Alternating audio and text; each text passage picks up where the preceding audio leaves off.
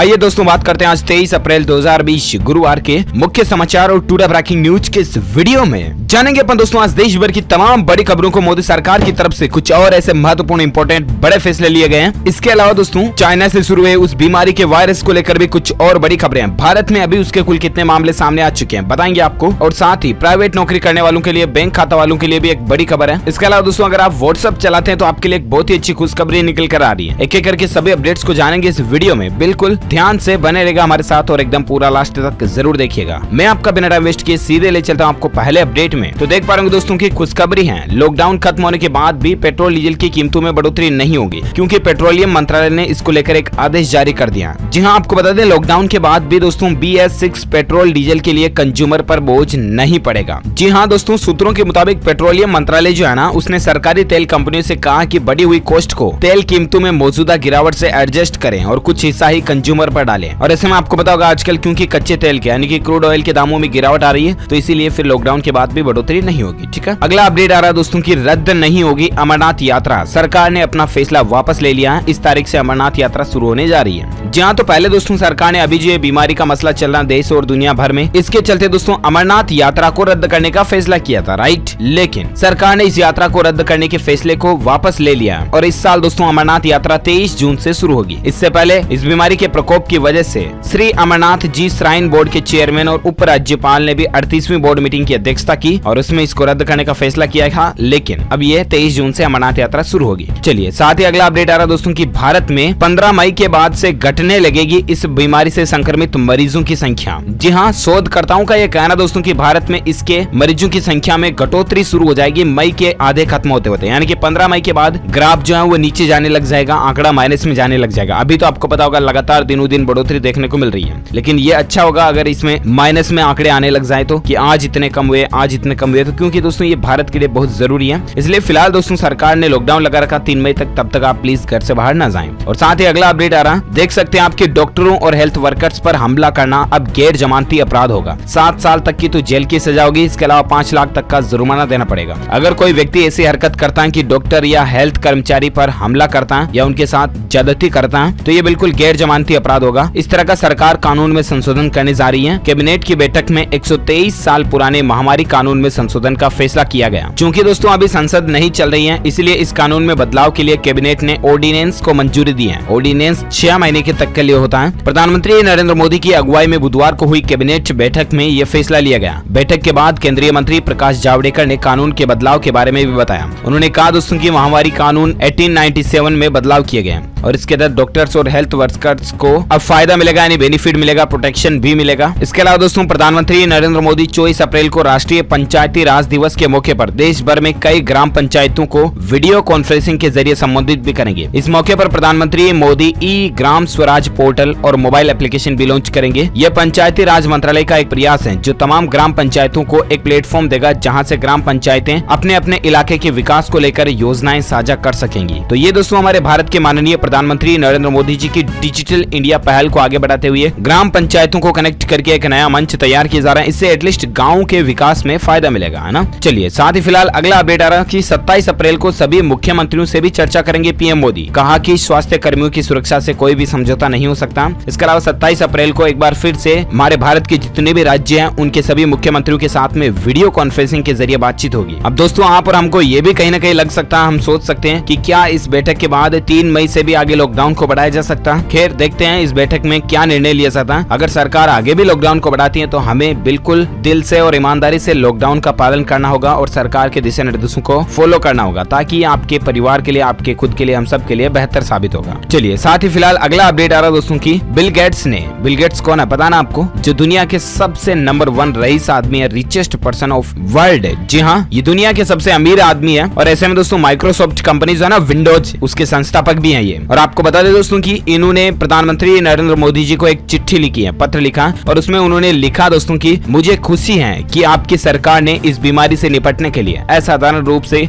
Digital क्षमताओं का पूरी तरह से उपयोग किया। आपकी सरकार ने इस बीमारी से संक्रमितों की पहचान करने और उनके संपर्क में आए लोगों की पहचान करने और लोगों को स्वास्थ्य सेवाओं से जोड़ने के लिए आरोग्य सेतु ऐप भी लॉन्च किया। इस वजह से मुझे खुशी है। एटलीस्ट दोस्तों भारत की अच्छाई का जिक्र हुआ। अच्छी बात है, हम सभी हिंदुस्तानियों के लिए भी बड़े ही गौरव की बात है कि दुनिया का नंबर 1 रईस आदमी अगर ये बात बोलता तो। अगर आप एक दोस्तों सच्चे हिंदुस्तानी नागरिक हैं, इंडियंस होने के नाते एक लाइक तो बनता है इस वीडियो पर। अभी का भी दिल से लाइक कर दीजिए दोस्तों, ताकि मैं आपको आगे भी इस वीडियो के खबरों के अपडेट में सरकार के नई स्कीमें और काम की महत्वपूर्ण खबरों के बारे में फटाफट से बता देता हूँ। जल्दी से लाइक कर दीजिए ताकि मुझे थोड़ा सा मोटिवेशन मिल जाए, है ना। कर दिया फटाफट से, थैंक यू। चलिए बात करें दोस्तों अपन अगले अपडेट की, तो देख पा रहे राहत की खबर है। मध्य प्रदेश भोपाल में एक साथ 44 लोगों ने इस बीमारी के संक्रमण को मात दी है। 44 लोग एक साथ ठीक हो चुके दोस्तों, और इसी खुशी में सम्मान में राष्ट्रगान और हम होंगे कामयाब की धुन भी बजाई गई। वाओ, ये अच्छी खबर है। एक साथ इतने लोग जब स्वस्थ होते हैं तो खुशी मिलती है डॉक्टरों को भी और हम सबको। और साथ ही अगला अपडेट देख सकते हैं कि महाराष्ट्र में पिछले 24 घंटों में दोस्तों 431 नए केस देखे गए। 18 लोगों के दुनिया छोड़ देने की खबर है। अब तक 5649 टोटल संक्रमित मामले हो चुके हैं महाराष्ट्र के अंदर। इसके अलावा अपडेट देख सकते हैं कि दिल्ली में इसके मरीजों की संख्या पहुंच चुकी है दोस्तों 2248 है। पिछले 24 घंटों में दिल्ली में 92 नए मामले देखने को मिले हैं। साथ ही अगला अपडेट है कि भारत में दोस्तों पिछले 24 घंटों में कितने मामले आए, तो टोटल 1383 नए मामले भारत में पिछले 24 घंटों में देखे गए। और पिछले 24 घंटों में 50 लोग भारत से इस दुनिया को छोड़कर अलविदा कह चुके हैं। महाराष्ट्र और गुजरात में सबसे ज्यादा मामले देखे गए हैं। चलिए साथ ही अगला अपडेट आ रहा है कि दोस्तों अच्छी खबर है, गोवा और मणिपुर जो है वो इस बीमारी से बिल्कुल मुक्त हो चुके हैं। उत्तर प्रदेश के 10 जिलों में भी ये बीमारी फ्री जिले घोषित किए जा चुके हैं, मुफ्त। तो ये अच्छी बात है कि देश के 2 राज्य जो हैं इससे बिल्कुल फ्री हो चुके हैं। पहली बात तो ये। दूसरी बात, उत्तर प्रदेश के 10 जिलों में बिल्कुल इस बीमारी से मुक्त घोषित कर दिए गए हैं। ये 10 जिले कौन कौन से देख सकते हैं आप, पीलीभीत, लखीमपुर, हाथरस, बरेली, प्रयागराज, महाराजगंज, शाहजहांपुर वगैरह वगैरह। चलिए साथ ही अगला अपडेट आ रहा दोस्तों कि इस बीमारी को रोकने के लिए झारखंड सरकार ने भी एक बड़ा कदम उठाया है। तंबाकू उत्पादों की बिक्री पर रोक लगा दी है। जी हाँ, इस बीमारी के संक्रमण के फैलाव में तंबाकू उत्पादों की भी एक भूमिका हो सकती है, क्योंकि लोग बाग गुटखा तंबाकू खाकर के इधर उधर थूकते हैं, जिससे कि दोस्तों इस बीमारी के फैलने का संक्रमण का खतरा बढ़ जाता है। हालांकि दोस्तों विभिन्न सरकारों ने सार्वजनिक स्थानों पर थूकने पर भी कड़ा जुर्माना लगाने का फरमान जारी किया हुआ है। इस मामले में एक कदम और आगे बढ़कर झारखंड सरकार ने अपने राज्य में गुटखा, सिगरेट, बीड़ी, पान मसाला, हुक्का, खैनी, जर्दा, ई सिगरेट वगैरह सभी के ऊपर पूर्ण रूप से बैन लगा दिया, प्रतिबंध लगा दिया, और तंबाकू उत्पादों की बिक्री पर भी रोक लगा दी। ये अच्छा फैसला झारखंड गवर्नमेंट की तरफ से। चलिए साथ ही अगला अपडेट आ रहा है, आपको पता होगा दोस्तों कल ही जियो और फेसबुक के बीच एक बड़ी डील हुई थी। लॉकडाउन के दौरान दोस्तों ये टेक्निकल कंपनियों के बीच एक बहुत बड़ी डील देखी गई है। अब दोस्तों जियो मार्ट जो है वो व्हाट्सएप के साथ मिलकर काम करेगी और इससे करोड़ों दुकानदारों को जोड़ा जाएगा। जी हाँ, आपको बता दें दोस्तों देश की सबसे बड़ी टेलीकॉम कंपनी रिलायंस जियो और सोशल मीडिया प्लेटफॉर्म फेसबुक के बीच एक साझेदारी हुई है, और इसके साथ ही जियो प्लेटफॉर्म, रिलायंस रिटेल और फेसबुक के मैसेजिंग प्लेटफॉर्म व्हाट्सएप में भी एक कॉमर्शियल पार्टनरशिप तय हुई है, जो दोस्तों फेसबुक रिलायंस जियो डील का ही एक हिस्सा है। टोटल 43,000 करोड़ रुपए की डील रही, और इसका एटलीस्ट फायदा छोटे किराने वाले दुकानदारों को मिलेगा। और ऐसे में अपडेट आप देख सकते हैं दोस्तों कि अब व्हाट्सएप से भी होगी शॉपिंग। जानिए देश में आने वाले सबसे बड़े ई कॉमर्स मॉडल के बारे में। जी हाँ, तो दरअसल दोस्तों ये जो जियो और एफबी के बीच में डील हुई है ना, इसका एक मकसद ये भी है कि व्हाट्सएप के जरिए आपके आसपास के सभी किराने के दुकानदार वालों को जोड़ा जाएगा, और ऐसे में आप व्हाट्सएप के जरिए ऑनलाइन शॉपिंग कर पाएंगे। इस तरह का एक मॉडल बना रहे हैं मुकेश अंबानी जी और मार्क जुकरबर्ग मिल करके। ये अच्छी बात है, देखते हैं आखिर ये मॉडल कब तक तैयार होता है। और इसके साथ ही आप ये भी देख सकते हैं दोस्तों की फेसबुक डील के बाद मुकेश अंबानी जी जो है ना वो जैक मा को पीछे छोड़ करके एशिया के भी सबसे अमीर आदमी बन चुके हैं। तो ये मुकेश अंबानी जी की तरफ पोजीशन जो कुछ और ऊपर आ चुकी है। इसके अलावा इस जियो फेसबुक डील पर आनंद महिंद्रा जी ने भी ट्वीट करके बात बताई दोस्तों की मुकेश अंबानी जी की सराहना की है। उन्होंने कहा कि ये देश की अर्थव्यवस्था के लिए बहुत ही अच्छा हुआ, जैसा कि मैंने आपको कल भी बताया था, इकोनॉमी के लिए फायदा ही होगा ये। और साथ ही अपडेट देख सकते हैं कि मुकेश अंबानी जी ने कहा दोस्तों की जियो और फेसबुक डील से डिजिटल इंडिया का मिशन भी पूरा होगा। ये वाकई में बहुत बड़ी डील है, और एफडीआई रूल्स के अकॉर्डिंग यानी कि फॉरेन डायरेक्ट इन्वेस्टमेंट के तहत भारत में फेसबुक ने ये हिस्सेदारी खरीदी है। रिलायंस जियो कंपनी में 10% तकरीबन हिस्सेदारी ले ली है। चलिए फिलहाल दोस्तों बात करें अपन अगले अपडेट की, तो देख पाएंगे कि इस बीमारी के लॉकडाउन के बीच बिहार सरकार ने एक बड़ा फैसला लिया। नए राशन कार्ड सिर्फ 9 दिन के भीतर बन जाएंगे। जी हाँ, इस बीमारी के कहर के बीच दोस्तों बिहार के लोगों के लिए एक राहत भरी खबर है। बिहार सरकार ने राशन कार्ड बनाने के नियमों को आसान कर दिया। नया राशन कार्ड अधिक से अधिक 9 दिनों में बन जाएगा। जीविका के माध्यम से आने वाले जमा होंगे। आवेदन की जांच के साथ अनुशंसा की भी समय सीमा कम कर दी गई है। सामान्य प्रशासन विभाग ने इस बदलाव की अधिसूचना भी जारी कर दी है।